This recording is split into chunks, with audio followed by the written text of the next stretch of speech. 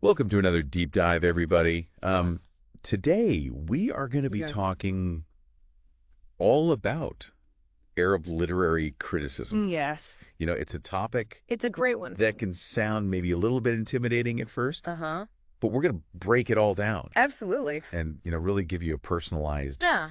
kind of crash course on it. We're going to be looking at how it's developed Yes. over time and kind of where it stands today. Right. Okay. So, yeah, we're going to be kind of delving into this source that we have, a brief history of Arab literary criticism, and just seeing how things have changed from the very early days Yeah. all the way up to the present. I think it's a really fascinating journey, Mm. and it reveals a lot about Arab culture and intellectual history. Yeah, I'm really excited to jump in. But before we get Yeah. swept away in centuries of history and stuff, Totally. let's start with the basics here. Yeah. What exactly is Arab literary criticism? Hmm.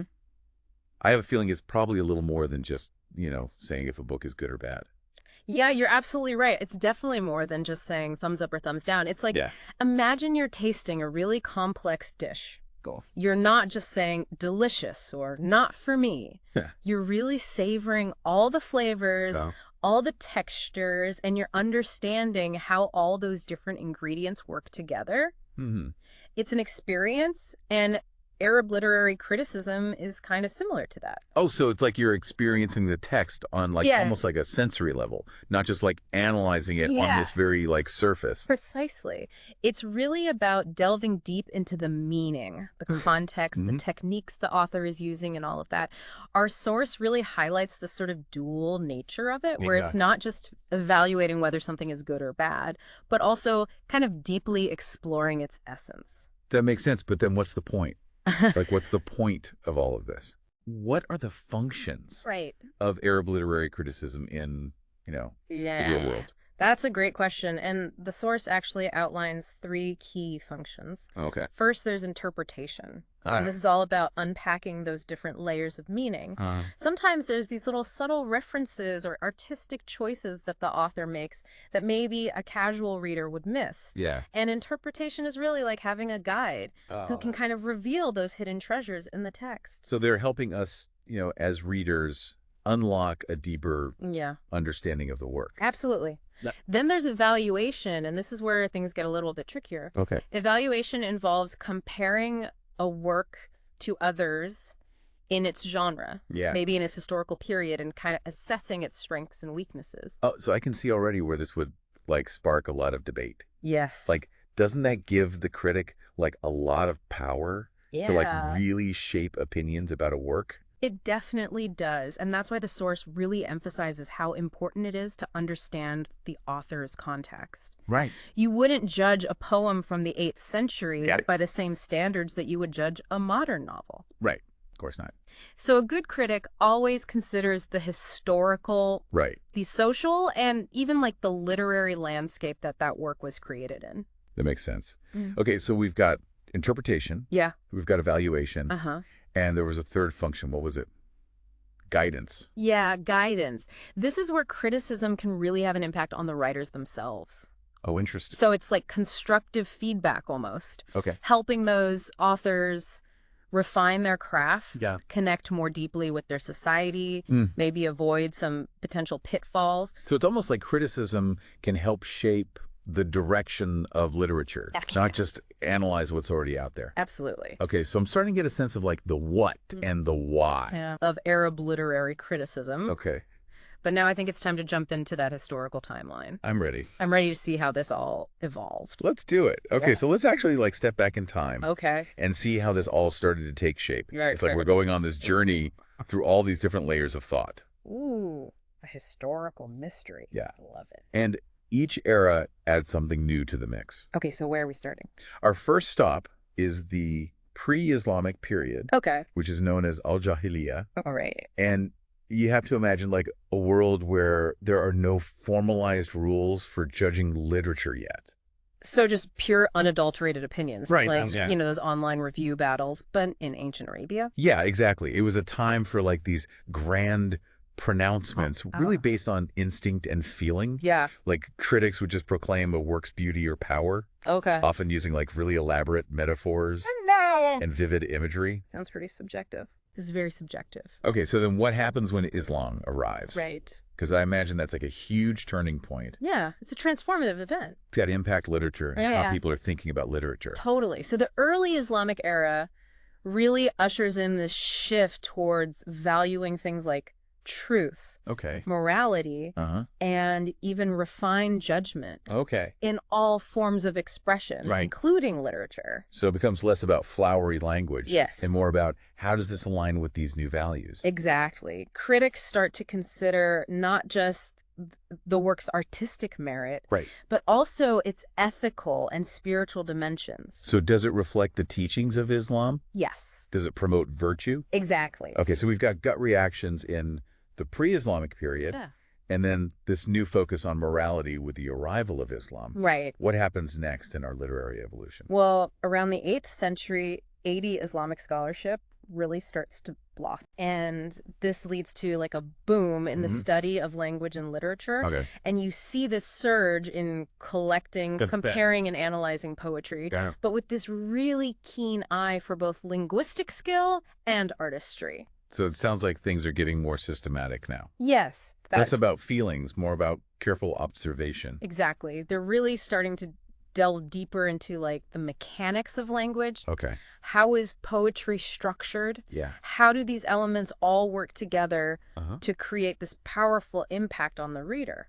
So not just is this poem beautiful, but why is it beautiful? Exactly. What are the techniques? What are the choices that the poet is making? Exactly. And this is where we encounter this really fascinating figure, as always. He's this amazing polymath from the 9th century. And he wasn't just a literary critic. He wrote about all sorts of things. Like what? Zoology, theology, politics even. And one of his works that's really interesting in relation to literary criticism is called Alayawan. Which means the animal. The animal. Now you might think, what does that have to do with literature? Yeah, exactly. That seems like a strange choice.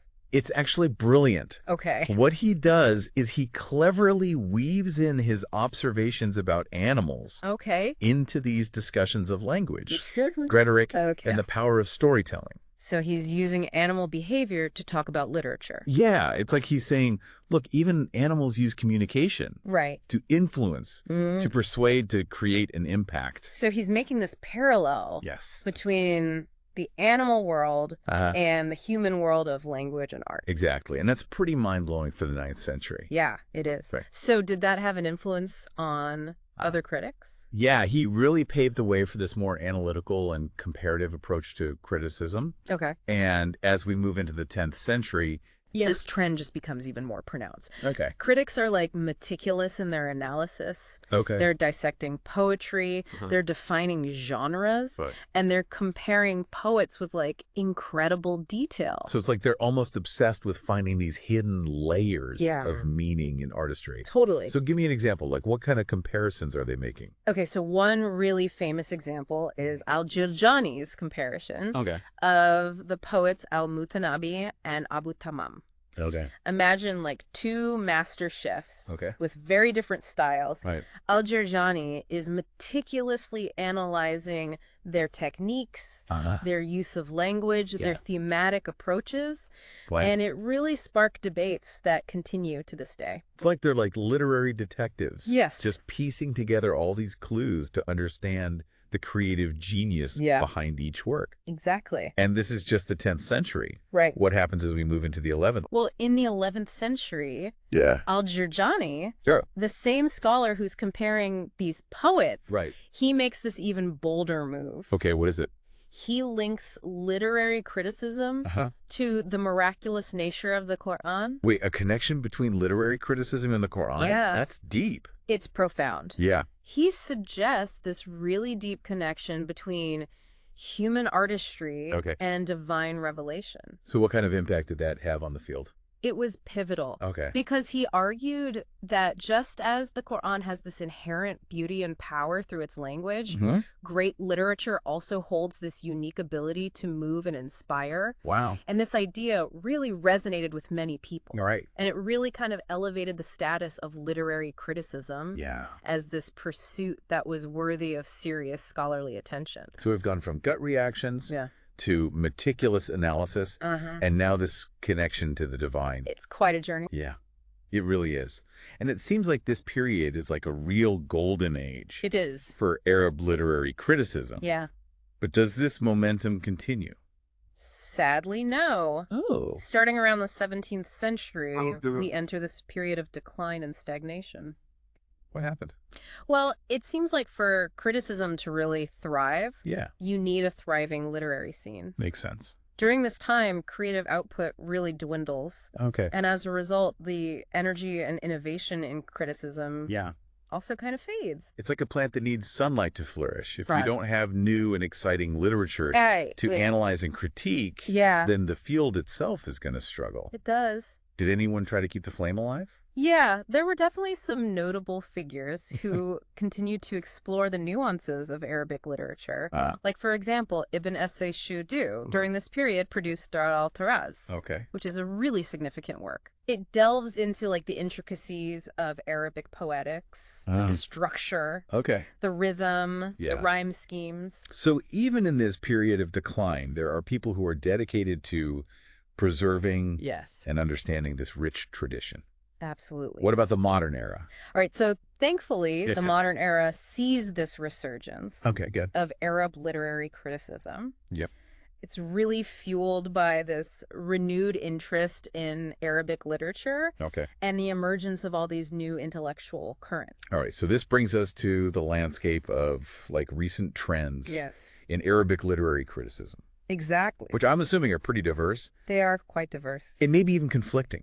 Yeah, sometimes. All right, so we've made this incredible journey through centuries of Arab literary criticism. We have. We've seen it evolve from like those early gut reactions and pronouncements all the way to these like super intricate analyses, you know, Al-Jurjani and the impact of Islam. Yeah, it's been quite a ride. It really has. But let's fast forward to the present. Okay. Like what's happening in the world of Arab literary criticism today? Yeah, that's a great question. It's a very dynamic landscape, even a little contentious sometimes. Our source points to three main trends or schools of thought that are really shaping the field today. Okay, I like it. Like three different camps with their own approaches and perspectives. Exactly. Okay, break it down for me. Okay. Who are the traditionalists? All right, so the traditionalists, as their name suggests, are very deeply rooted in classical Arabic culture and Islamic thought. Okay. They really see the Quran and Hadith as these guiding lights for their critical judgments. Okay. And they emphasize values like truth, morality, and eloquence. It's like a continuation of that shift that we saw in the early Islamic era. Exactly. Where those values became so central to how people were evaluating literature. Exactly. They really believe that these principles are timeless and essential for understanding the true essence of Arabic literature. So for them, a work's artistic merit is like inseparable from its moral and spiritual dimensions. Absolutely. Okay. That makes sense. Yeah. What about the bridgers? They sound like they're trying to bridge some kind of gap. They are. The bridgers are fascinating because they see value in both the traditional Arab Islamic perspective and Western critical approaches. So like what?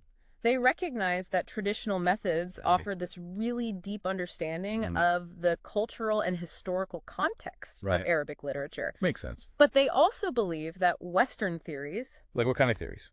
Like structuralism or post-colonialism can provide new tools and lenses for analysis. So they're using like post-colonial theory to analyze Arabic literature. That's interesting. It's really interesting. They're not looking to replace those traditional methods, but rather to create a dialogue, a kind of synthesis that enriches the field with these multiple perspectives. So they're trying to find common ground between these different schools of thought. They believe that engaging with Western theories can actually deepen our appreciation for the unique qualities of Arabic literature. That's a really cool approach. It is. Okay, so we've got the traditionalists grounded in those classical values. Yes. We've got the bridgers who are seeking this fusion of East and West. Right. What about the modernists?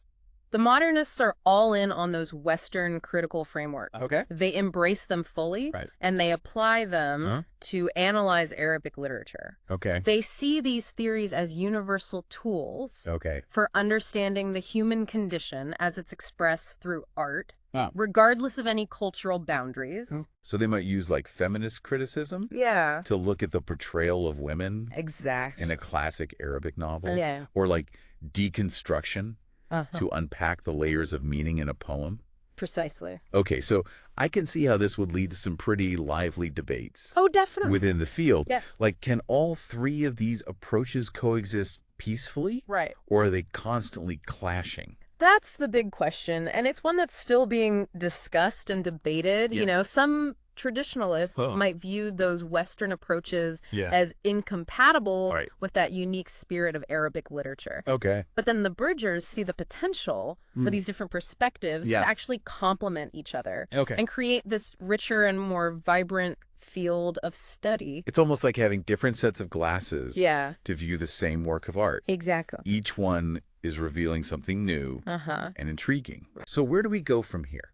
What does this all mean for the future? Well, our source just gives us a little glimpse into these modern trends. Yeah. It's really up to us to kind of imagine what the future holds. Yeah. Will one of these approaches become dominant? Right. Will we see new hybrid approaches emerge? That'd be interesting. Yeah. How will things like globalization and these new forms of expression like digital literature influence the field? Wow, those are big questions. Big questions for the next generation of critics to explore. It's so exciting. We've seen how Arab literary criticism has constantly evolved. It has. You know, reflecting those shifts in culture, thought, artistic expression. Right. And now in the 21st century, it's like poised for another transformation. Definitely.